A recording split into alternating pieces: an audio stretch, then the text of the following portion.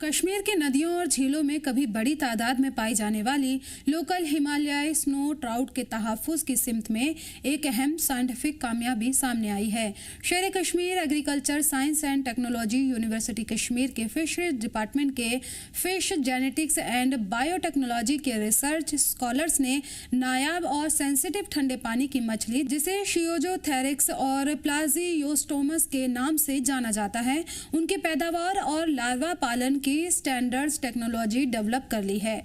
Scientist इस कामयाबी से अब कश्मीर के नेचुरल वाटर रिसोर्सेज में इस मकामी मछली की तादाद बढ़ाने और उनकी बहाली की उम्मीद जागी है। गांदरबल वाक़ई फैकल्टी ऑफ फिशरीज में चल रहे प्रोजेक्ट की क़यादत कर रहे dean faculty of fisheries doctor Firoz Ahmad Bhat के मुताबिक साइंटिस्ट ने एक्सीलेंट हार्मोनल प्रोटोकॉल की मदद से कंट्रोल कंडीशंस में स्नो ट्राउट के ब्रूड स्टॉक का कामयाब रिप्रोडक्शन कराया है। इस अमल में करीब 10,000 अंडे हासिल किए गए हैं। डॉक्टर भट्ट के मुताबिक इन अंडों को मुनासिब सतह पर डेवलप करने के बाद नदी में छोड़े जाने का प्लान है। इससे आने वाले वक्त में स्नो ट्राउट के प्रोडक्शन और नेचुरल रिप्रोडक्शन को बढ़ावा मिलने की उम्मीद है।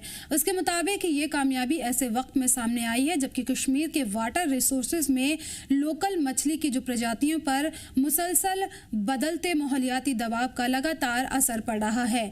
आपको बता दें कि स्नो ट्राउट साफ, ठंडे और ग्लेशियर वाले पानी में पनपने वाली मछली की नस्ल है। इसके नेचुरल आवास में किसी भी तरह का बदलाव इसकी पैदावार और वजूद को मुतासिर कर सकता है।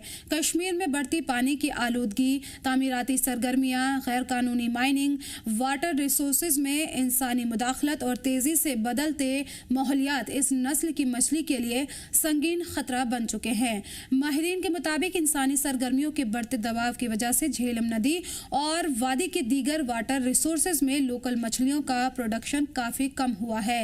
हाल ही के कुछ साल में काजीगुंड, अनंतनाग, वेरीनाग और गांदरबल समेत मुख्तलिफ इलाकों में मछलियों की मौत के मामले भी सामने आ चुके हैं। लोकल मीठे पानी की प्रजातियों के तहफ़्फ़ुज़ की जरूरत पर सवालिया निशान भी खड़ा कर दिया है। रिसर्च करने वाली टीम का कहना है कि स्नो ट्राउट की मसनूई अफजाइश पर काम शुरू करने से पहले इन वाटर रिसोर्सेज के पानी के नमूने लिए गए हैं, जहां ये मछली अभी भी कम तादाद में मौजूद है। इन नमूनों पर रिसर्च की बुनियाद पर इस नायाब नस्ल की मछली की अफजाइश के लिए ज़रूरी मयार तय किए गए हैं।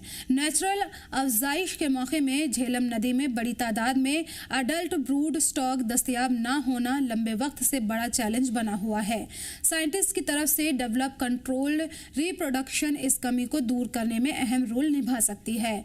कैप्टिव ब्रीडिंग की कामयाबी से कश्मीर की मकामी मछली के तहफ़्फ़ुज़ के साथ साथ उसके प्रोडक्शन को भी बढ़ावा मिल सकता है। साइंटिफिक तरीके से तैयार किए गए स्टॉक को मुनासिब वाटर रिसोर्सेज में छोड़े जाने से उन इलाकों में स्नो ट्राउट की आबादी बढ़ाने की उम्मीद है जहां उनकी तादाद लगातार घट रही है। इस टेक्नोलॉजी का इस्तेमाल मुस्तक़बिल में नायाब पानी की प्रजातियों के रिप्रोडक्शन, फिशरी रिसोर्सेज के तहफ़्फ़ुज़ और लोकल फिश फार्मिंग को बढ़ावा देने के लिए किया जा सकता है।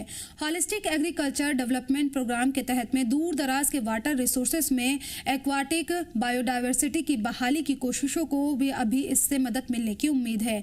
कश्मीर के कई वाटर रिसोर्सेज में फिलहाल कॉमन कार्प, जैसे कि लोकल लेवल पर पंजाबी मछली कहा जाता है, निस्बतन तेजी से अफजाइश करती है। इसकी वजह से कई मकामात पर यह देशी कश्मीरी मछलियों पर हावी होती जा रही है।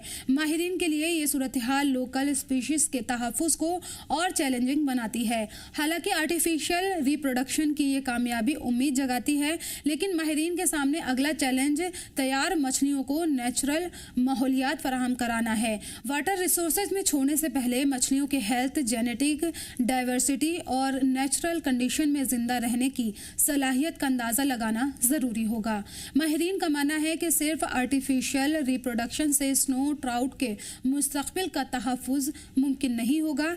इसके लिए आलूदगी कंट्रोल, गैर कानूनी माइनिंग पर रोक, हैबिटेट की बहाली और वाटर रिसोर्सेज की मुसलसल निगरानी भी ज़रूरी है। अगर साइंटिफिक ब्रीडिंग टेक्निक के साथ में इन मोर्चों पर भी काम किया गया तो कश्मीर की ये नायाब मकामी मछली एक बार फिर वादी की नदियों और झीलों में अपनी पुरानी मौजूदगी दर्ज करा सकती है।